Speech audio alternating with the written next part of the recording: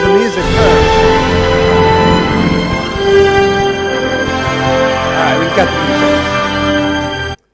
Thank you. Can you guys all hear me okay? All right. Thank you so much for having me. This is awesome to be here in Shanghai. It's been a great week. I spent the first few days in Korea, just launching a new experience, and I'll talk a little bit about what that was. And you know, everything that I've heard today already has been so amazing. What a beautiful piece of music that was. At Marvel, we love stories, and you know, we just heard a musical journey there. And you know, the stories that I've heard today have been amazing. And part of what I'm going to share today is what my story is, and then encourage you guys to find your own stories. So, as the creative director for Marvel Themed Entertainment, what that means is I don't make the movies. I don't make the comic books. I don't make the TV shows. What I do is I bring the characters to life in 3 dimensions, whether it be in the Disney theme parks around the world, museum exhibits, Comic Cons, character appearances, anything that's kind of a dimensional experience is what I'm responsible for. And all of these, you know, bringing Marvel and Disney theme parks all together is really a dream come true. And so I'm going to share a little bit about what my origin story is, and I want to point you to these guys first. At Marvel, we have roughly 8,000 to 9,000 different characters, and each and every one of them has their own story, their own origin story that makes them unique. The challenges and encounters that they have that bring them to do something heroic and aspirational and give us something to shoot for. You know, we got Spider-Man and Captain America and Iron Man, characters that are now known all the world over by so many people, largely in thanks to the films, the Marvel Studios films, which have exposed these characters on such a broad level. Do we have any Marvel fans here in the group today? All right, a few of you, all right. Cool. But for me, it starts way back in 1983, and that's me, about 5 years old at Disneyland. I grew up just 15 minutes from Disneyland, and so it was a big part of my childhood. I didn't go there a lot because it was fairly expensive, but my parents would take me there once a year, and every May they'd take us out of school and take us to Disneyland, and I was so excited to go to Disneyland, and I'd be up all night the night before. I couldn't sleep. And I'd take out all my books and listen to my music, and I was so enamored with what Disneyland was, and that it allowed me to not just watch a film, but actually step into it. That I could fly in a pirate ship alongside Peter Pan. That I could go in a spaceship and go on an adventure in the universe of Star Wars. I fell in love with this mode of storytelling. But it had never occurred to me that this was something that you could do. I just loved it as a fan. Another thing that I loved, this is an old cartoon. Most of you have probably never even seen this. But back in the early 80s, there was a cartoon called Spider-Man and His Amazing Friends. It featured Spider-Man, Firestar, and Iceman. And immediately I recognized Spider-Man as being a character that was kind of like me, kind of nerdy and into superheroes, but he had this amazing ability to do these really fantastic things. And I love that about Spider-Man. And so, you know, Marvel and Disney were a big part of my childhood. But again, I had never thought of these as things that anybody really did, because when you watch a show or you watch a movie, the credits are at the very end. And, you know, I was always gone on to the next show. And I never thought that there were people, real people, that made these stories. It wasn't until I discovered comic books. And comic books, to me, is such an amazing medium, because you have to fill in the gaps. You have to read between the lines and decipher what the story means for you. But the thing with comics, and I put that little, the credits from one of the pages up there, because the credits in a comic book are at the front. And so I learned who people like Stan Lee and Todd McFarlane and Jack Kirby, who these people were through these books, and that they actually had these jobs. And so it became my goal to be one of them, to be somebody who got to tell Marvel stories. So I went and tried to become a comic book artist, and I was for a very short time. And I didn't include any of that early artwork because, frankly, it's pretty embarrassing looking back on it now. But I did comics for a little while, and then in about 2005, a friend of mine, I was in art school at Cal State Fullerton in California in the United States, and a friend of mine called me up. and he told me about a design competition, and it was called Imaginations. And if any of you are interested in becoming Imagineers or working in theme parks, I encourage you to look up the Imaginations design competition, because the whole goal of that competition is to find new, diverse talent from all over the world. As Disney expands its theme park presence into other countries, here in Shanghai, you now have a beautiful park, Shanghai Disneyland, Hong Kong Disneyland, Paris, all over the world we're building these beautiful theme parks. We need to understand those cultures, and we need to have people on our team who understand the cultural sensitivities and know how to tell stories in a language that's very specific and unique to that region of the world. And so this competition exists exactly for that reason. And he called me up, so anyways, my friend from college called me up, and he said, hey, there's this design competition that Imagineering is doing, and we basically just have to design a ride and then go pitch it to Imagineering. I'm like, oh, that sounds awesome, let's do it. And so we worked out a story, and it was based on a movie called The Rocketeer. And I don't know if any of you have heard of this movie. But it was a movie that came out in 1990, and I loved The Rocketeer. It was a Disney film, but it was a superhero set in the 1930s in Los Angeles, and he had a rocket pack on his back, and he could fly. That was basically what he could do.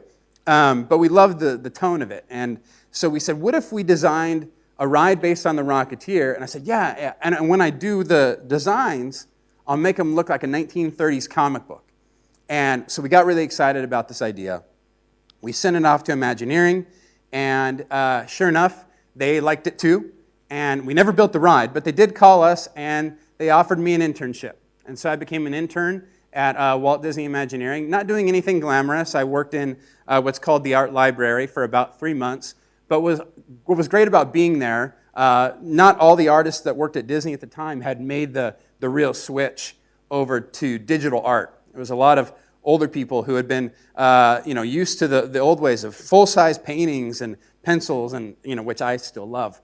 And so they all had to come in and turn in their artwork into the art library. So I got to meet all of them. So I had a lot of great mentors very early on. And every time they'd come in, I'd pick their brains about what they did to get into Disney, or how they learned about anatomy and perspective, all of these things, and show them my portfolio and get their critiques and things like that. It's my goal to be one of them. So after doing my internship for 3 months, I got hired full-time as a concept designer at Walt Disney Imagineering, and I worked on many projects all over the world. And so these are just a few that I worked on. My very first project was Finding Nemo Submarine Voyage in Anaheim at the Disneyland park there. I worked on It's a Small World for Hong Kong Disneyland, and I even got to work on Tron Light Cycle Power Run.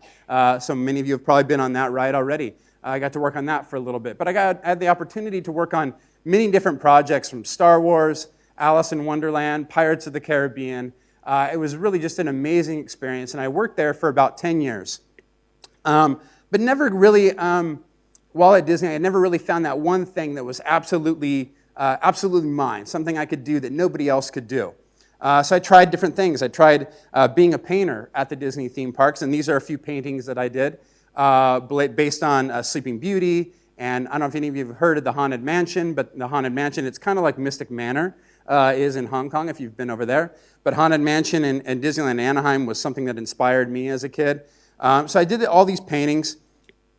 And then in 2009, the Walt Disney Company bought Marvel. And this was like Christmas morning for me. It was the best day of my life. I could not have been more excited. I opened up my computer, and there it was, the Walt Disney Company logo and the Marvel logo together on the same page. And I couldn't even contain my excitement. I was so pumped to know that Marvel and Disney were the same thing. And I'm like, oh, I got to work on Marvel projects. Like, that's comics and Disney theme parks. It's the perfect blending of these worlds for me. And so we brought in the author of the Marvel Encyclopedia. And if any of you are Marvel fans, you might know what the Marvel Encyclopedia is. It's a big book. It's about that thick. And it's got biographies on a good chunk of that 8,000 character library that I told you about. And so we brought in the author to speak to the Imagineers And so he gets up in front of about 1,400 of us. And he starts talking about all of these very deep dive characters, Cyclops and Jean Grey and Iceman and Iron Man and the Avengers and Guardians of the Galaxy and all of these things. And I'm loving it. I'm in the front row, so excited, and I wanted all the Imagineers to be excited with me. And so I turned around to look and see if the Imagineers were into it, and nobody was into it. Blank faces. They didn't know what he was talking about. And because at the time, only the first 2 Iron Man films had come out and The Incredible Hulk. So characters like Rocket Raccoon and Groot and Loki and Thor, a lot of those characters were not well known to that we all know today very well. They were not well known to the larger audience. And it hit me right at that moment what I had to do and what I wanted to do more than anything was I was going to make that my thing. I was going to work on Marvel projects all day long. I was going to pitch every idea I could come up with, big and small. Full-size theme parks, small churro carts, little attractions, big attractions, anything I could think of, that's what I wanted to do. And I did. And these 2, the 2 on the left here, were actually the very first projects that we ever did. And it wasn't anything big, but we did, these are called the monorails. And we don't have those out here in Shanghai, but at Walt Disney World in Florida, the monorails are a mode of transportation that traverses the entire resort. And so we did these monorail wraps based on the Avengers film and Iron Man 3. But we hadn't really cracked the nut of getting that first Marvel attraction into a Disney theme park.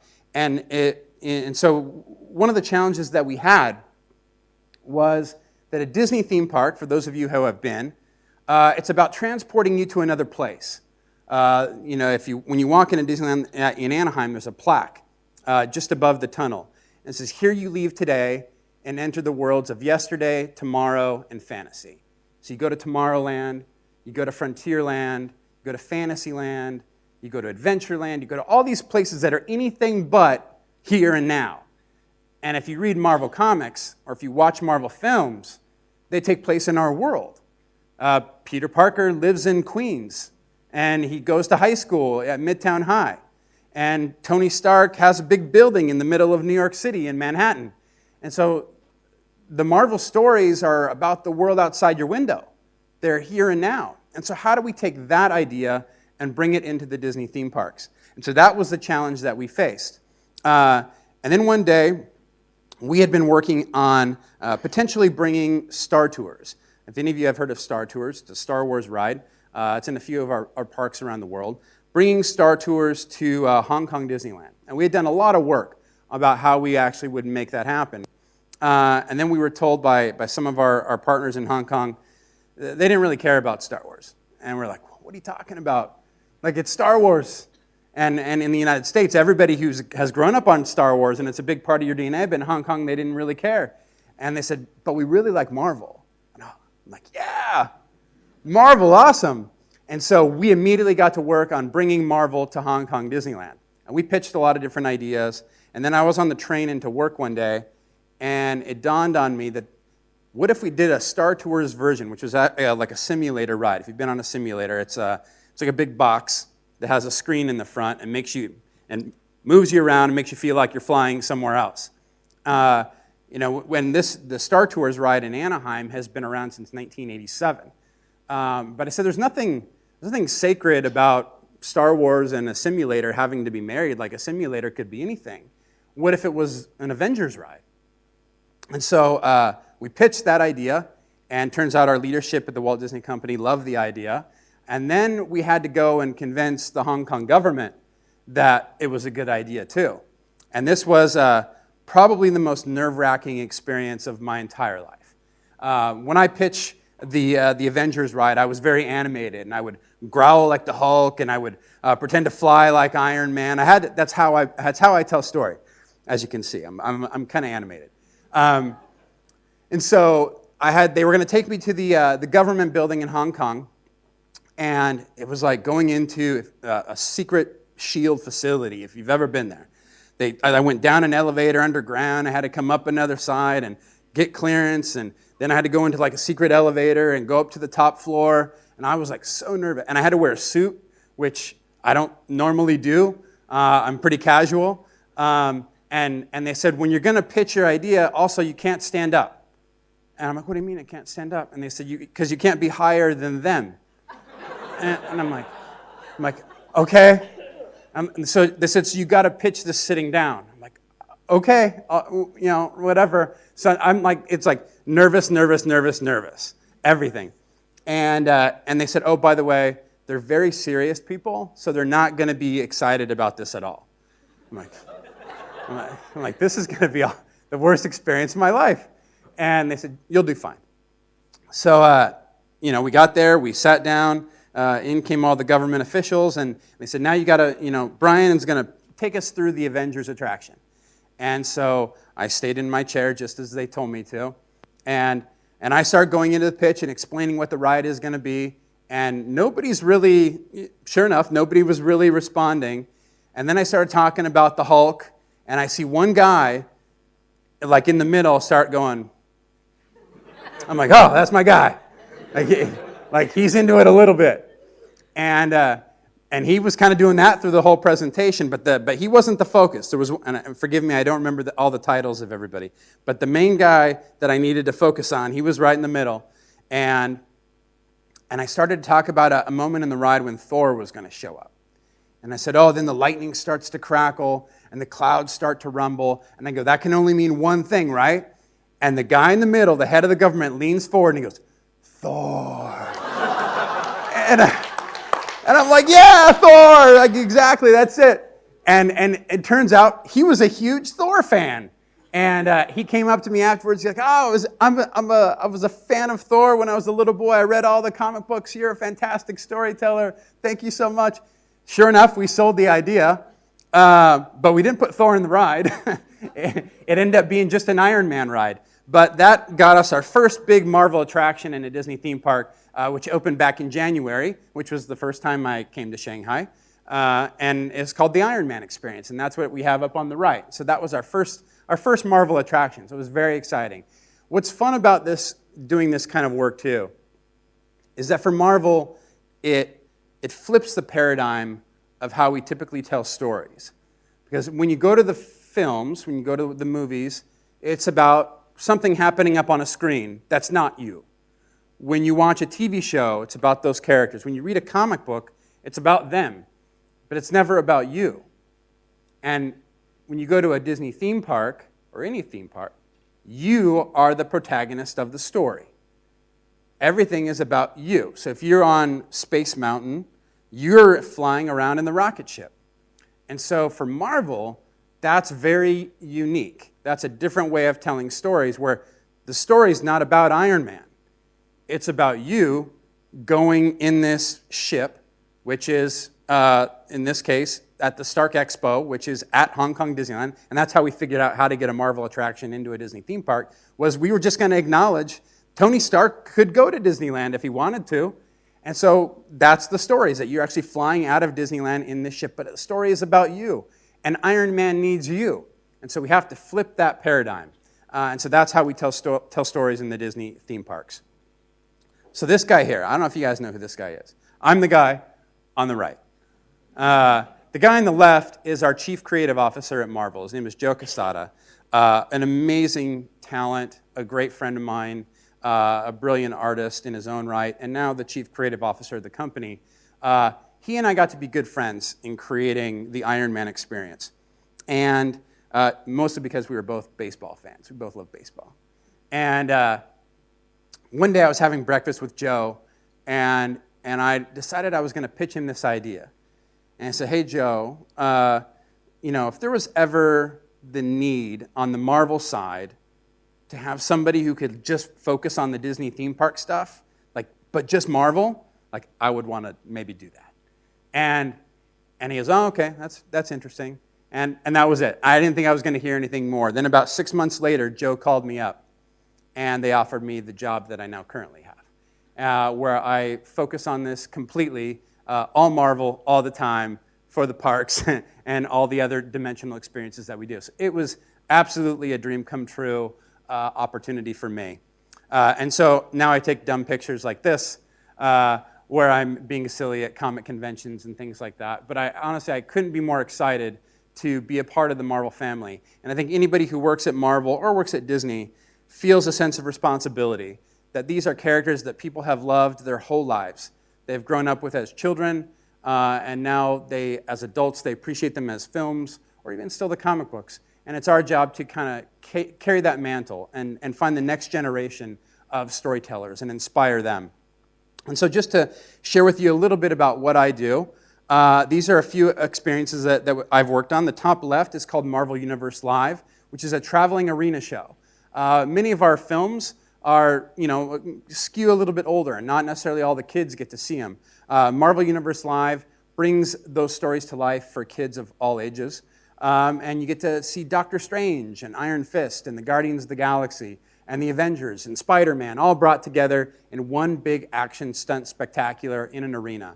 On the right, we created for Disneyland, where we've got to transport guests to Asgard and feel like they actually got to walk into Odin's throne room and meet Thor himself, which was very popular with a lot of the moms and ladies that we had come to Disneyland. On the bottom left, my wife included, was very excited about that experience. On the bottom left, we had Avengers Station, which allows people to step into the Marvel Cinematic Universe and learn about Captain America and Iron Man and the science behind a lot of these characters. Something that we call edutainment. We're entertaining you, but hopefully educating you a little bit as well. In the Marvel Universe, there's a lot of science that isn't quite accurate, but that's a little secret between you and I. But sometimes there's real science that's involved, and that's how we tell that story there. But guests get to become station recruits and learn about the Avengers and become a part of that universe. And on the bottom right, we now have characters like Star-Lord and Gamora, who have become very popular through their own film franchise, some of the Guardians of the Galaxy. And then here's a few more. So on the top left, that's the one I just talked about at the beginning of my talk. The Marvel Experience, we're relaunching in Busan, Korea. And it traveled a little bit in the United States, but this is a traveling, immersive, interactive dome show where you get to become an agent of S.H.I.E.L.D., and then you get to train like the Avengers and Spider-Man and do all these interactive games and then go on an adventure of your own right. So it's a very fun experience, and if you have the chance to go over there, I encourage you to go see it. In the top right, we have our second Marvel attraction in Disney theme park called Guardians of the Galaxy Mission Breakout. And this one, we had to flip that paradigm of storytelling, right? So it's about you, but how do we make you feel like you're a part of the Guardians of the Galaxy universe? Well, in this case, there's a character called the Collector. The Collector, if you saw the film, he has the white hair, very elaborate clothing, and he's not exactly the nicest guy in the world, but he's a big collector of things from all over the universe, and he actually has captured the Guardians of the Galaxy. But Rocket, being the crafty character that he is, has managed to break out of his captivity from the Collector, and he needs to liberate them. But in order to do that, he has to scan his hand on a scanner, but he doesn't have human hands. He has little raccoon paws. So he needs you, the humans, to help him liberate the Guardians of the Galaxy. So we go into this fortress, and we scan our hands. Everything kind of blows up. The characters get out, and you go on a very fun adventure with all kinds of different music, and it's been very popular at Disneyland in Anaheim, and that just hit this past summer. In the bottom left, that's the IMG Worlds of Adventure in Dubai, where there are, you play with the characters from Cartoon Network, some dinosaur characters, and then a Marvel Zone, which has new attractions featuring Spider-Man and Dr. Octopus, Thor and Loki, the Incredible Hulk, all in kind of a New York City street setting.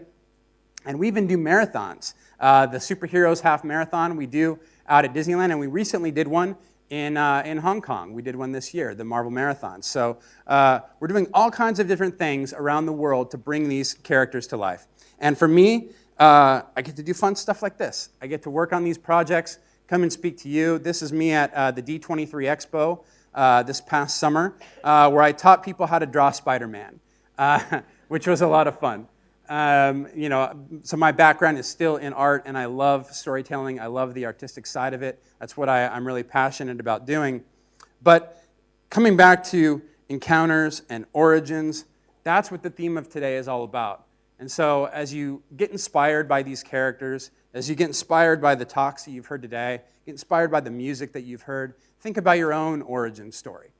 Think about how Peter Parker overcame being a poor kid who got picked on at school and suddenly had something extraordinary happen to him, and what he did with that, and how he became the superhero Spider-Man, or how Dr. Bruce Banner was blasted by gamma radiation, something that should have killed him, and turned an introvert who had with his internal demons into the Incredible Hulk, and how he has to become an Avenger and use that anger for good.